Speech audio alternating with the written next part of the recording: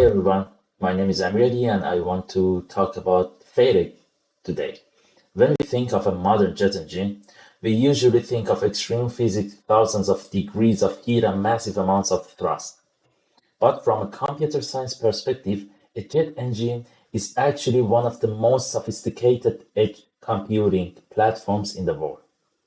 At the heart of this machine is FADEC, or Full Authority Digital Engine Control. This isn't just a simple embedded control, it is a hard real-time, fault-tolerant system that has to make life or death decisions in milliseconds, all while vibrating at 3000 RPM in the high heat environment. In this video, we are going to step away from mechanical engineering and look at the informatics of flight. We'll explore how we design software for absolute determinism, how dual channel redundancy works in practice, and the rigorousy of safety standards that make aviation software some of the most reliable code ever written. Let's dive into the architecture. To understand why we need a complex computer controlling an engine, we first have to understand the physics of failure. This is what happens when aerodynamics lose a fight with physics. Looking at this cross-section of a turbofan, the core is an axial compressor, essentially rows of tiny wings spinning at thousands of RPM to squeeze air to 30 times its normal pressure. For these wings to work, the air must flow over them at a very precise speed and angle. The problem arises during transient phases, especially takeoff. When a pilot slams the thrust levers forward, they are demanding a massive, instant increase in fuel. But here is the paradox. Fuel burns instantly, but the heavy metal rotors of the compressor have massive inertia. They cannot accelerate as fast as the fire. If we simply gave the engine all that fuel at once, the pressure in the combustion chamber would rise before the compressor is spinning fast enough to push it back. This causes the high-pressure air to violently reverse direction and explode out the front of the intake. This is a compressor surge. As you can see from my labels, this failure happens in less than 100 milliseconds. It is far too fast for a human pilot to manage. It requires a hard real-time system that can see the pressure rising and physically twist the engine's internal geometry to prevent the explosion before it even begins. This is the fundamental reason FADEC exists, to manage order in a system that naturally wants to drift into chaos. To truly understand the modern engine control computer, we have to see where the logic actually started. On the left side is the BMW 801 commando graph from 1939. In computer science term, this represents mechanical hard coding. There is no CPU here. The algorithms for fuel flow and ignition timing were literally carved into the shape of metal caps. This is static metal logic. If an engineer wanted to update the control laws, they had to manufacture and install new metal parts. Now, look at the right side. This is the digital revolution of the engine. We have moved from gears to software-defined control. The most important concept here for our seminar is discrete time control. Unlike the analog cams that move continuously, this digital brain wakes up to 70 times every second to sample sensors, run its code, and update the engine's state. This allows for complex, nonlinear algorithms that would be impossible to build out of metal. We have transitioned from an machine governed by physics alone to a machine governed by deterministic real-time code. Sorry. Now that we've seen the history, let's look at the actual functional scope of a modern FADEC. In computer science terms, this is a multi-input, multi-output control system managing the entire thermodynamic life cycle of the engine. First of all, power management control. This is the primary function. FADEC calculates the exact thrust target based on altitude and temperature to ensure the pilot gets the power they need without exceeding safety limits. Then, start, shutdown, ignition control. Starting a jet engine is a delicate dance. FADEC monitors for hinge starts or hot starts and can automatically abort the start in milliseconds to save the turbine. Fuel control. This is where the core PID loops live. FADEC calculates the precise fuel mass flow needed to maintain a specific fan speed, N1, which you are going to see it in a couple of minutes. Oil temperature control. To keep the engine healthy, the software manages heat exchangers, using fuel to cool engine oil and preheating the fuel for better efficiency. Then, active clearance control. This is a high-level efficiency feature. FADEC blows cold air on the casing to shrink it, maintaining the smallest possible gap between turbine blades for maximum thrust. Then variable geometry control. As we mentioned earlier, FADEC physically twists the internal blades using complex lookup table or gain schedule to prevent air from stalling. And at the last, thrust reversal control. On landing, FADEC ensures the engine cannot go to high power unless the reversed buckets are fully locked, preventing dangerous asymmetric thrust. Now we look at the hardware and architecture. As computer science students, we usually think of computers in a clean server room, but the electronic control unit, or ECU, lives in a nightmare environment. It is bolted to the engine fan case, surviving extreme vibration and heat up to 150 degrees.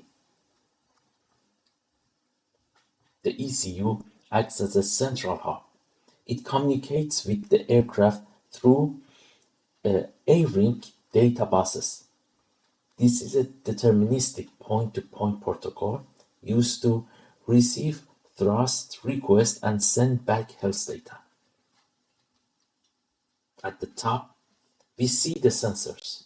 These provide raw data like fan speeds and critical pressure. Our software must filter this analog noise and convert it into digital values to build a real-time mathematical model of the engine.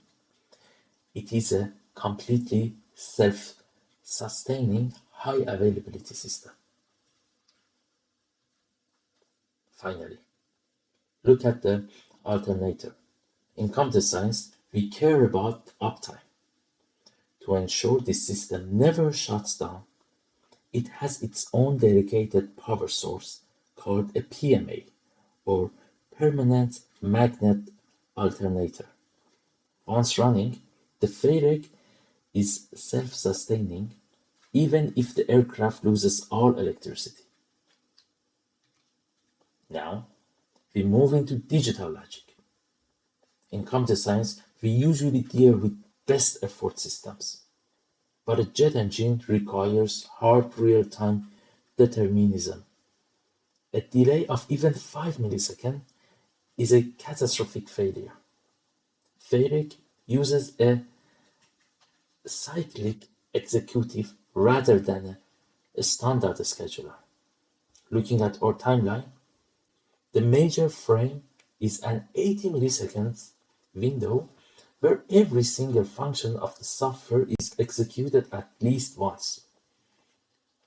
However, the heart of the system is the minor frame. These are 20 millisecond windows. Our most critical DAL A task like fuel flow must run in every single minor frame to ensure the state is updated 50 times every second. In avionics, this slack time is our most important feature. Even if code finishes early, it must wait for the next frame deadline. This eliminates jitter and ensures commands reach actuators at the exact same microsecond every single time. To control a machine this complex, the FADEC needs a map, engine station numbers. As you can see on the diagram, these numbers identify a specific cross station of the gas bath. At the station 2, we have the fan inlet temperature, T2. Because cold air is dense and hot air is thin, the software must recalculate fuel flow based on this density thousands of times a second. Deep in the core at the station 3, we measure PS3. This is the highest pressure in the engine. If our logic says PS3 drop while fuel flow remains high, it knows a surge has occurred. At the station 5, we monitor exhaust gas temperature, T5. If this hits a thermal limit, the software automatically routes back the fuel to save the turbine blades from melting. The real world is the data processing. Sensors provide analog voltages that we process through analog to digital conversion and signal normalization to scale bits into engineering units.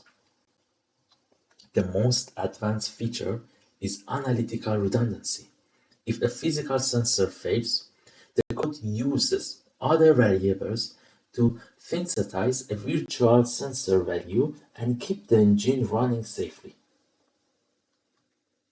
Now that our sensors have provided a digital model, how does the software actually drive the machine?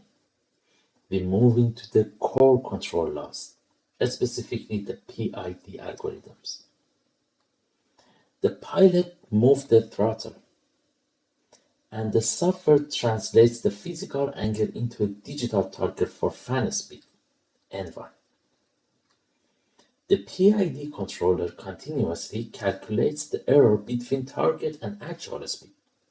We use gain scheduling, updating coefficients dozens of times a second, based on the air density at the station 2 to ensure stability at all altitudes. The most critical computer science concept of engine safety is lowest winner logic.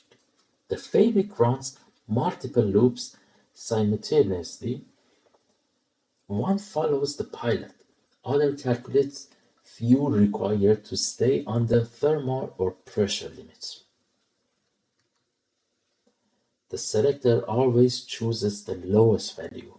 If the pilot asks for full power, but the temperature loop sees a red line, the mean logic vetoes the pilot's request and picks the safer, lower fuel flow. Now we move into the most critical part, redundancy.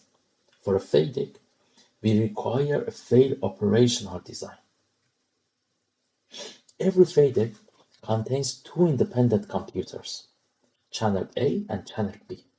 They are physically and electrically isolated, each with its own microprocessor and dedicated set of independent sensors.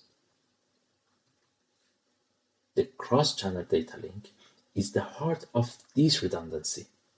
The channels use this link to compare sensor data and synchronize their internal health score. Finally, the output switch use model-based voting. If the active channel detects a critical fault like a RAM failure, the standby channel instantly takes over. This seamless handover ensures the engine never escapes a beat. Now we look at the actual decision-making code. It isn't a simple on-off switch. It's a calculated health score.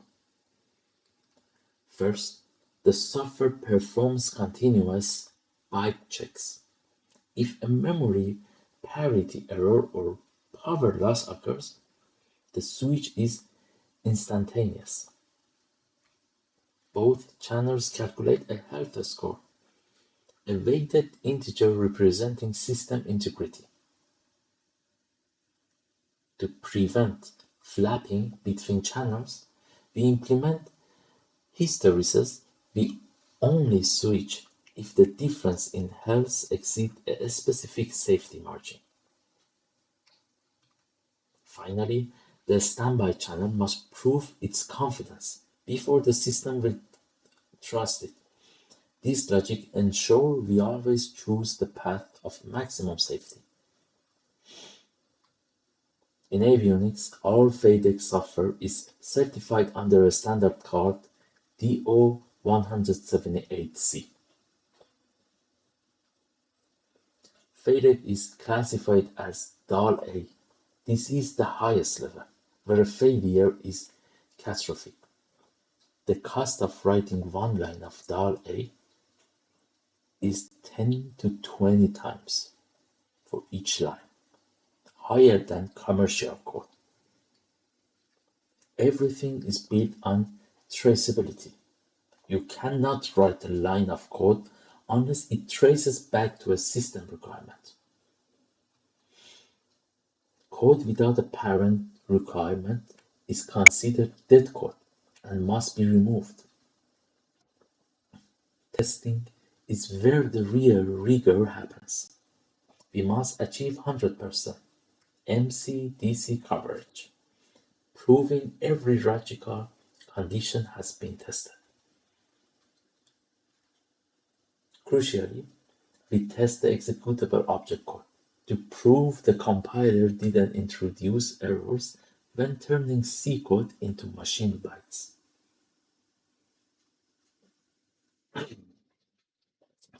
Machine bits.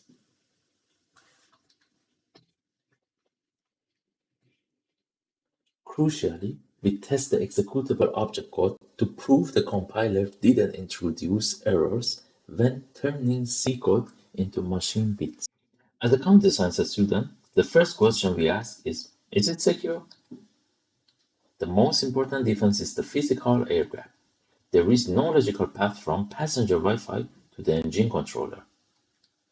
We use unidirectional data flow. While health parameters go out to the cockpit, hardware physically prevents any commands from coming back in, eliminating command injection risk. There are no over-the-air updates. To change a single line of code, a technician must physically plug an authenticated tool into the engine case while the aircraft is on the ground. To conclude, we have seen that a FADEC is the ultimate expression of high-integrity informatics, resting on three pillars. Determinism, timing is a core part of the specification. Redundancy, fail operational design through model-based voting. Certified safety, absolute traceability under DAL A. Looking ahead, FADEC is evolving from control to intelligence. We are now seeing the introduction of the digital twin to monitor engine health in real time. By uploading high-level data to machine learning models, we can now predict failures before they happen. For us in computer science, this remains one of the most rewarding edge computing platforms in existence. So, I hope this deep dive into the architecture and logic of FADEC system was helpful. As we've seen, when we design software for aviation, we aren't just writing code for efficiency. We are writing code for absolute deterministic reliability. If you are interested in the intersection of real-time systems and safety-critical engineering, I've included some references in the video description below. Make sure to take a look at them. Thank you for watching, and I look forward for your thoughts in the comments.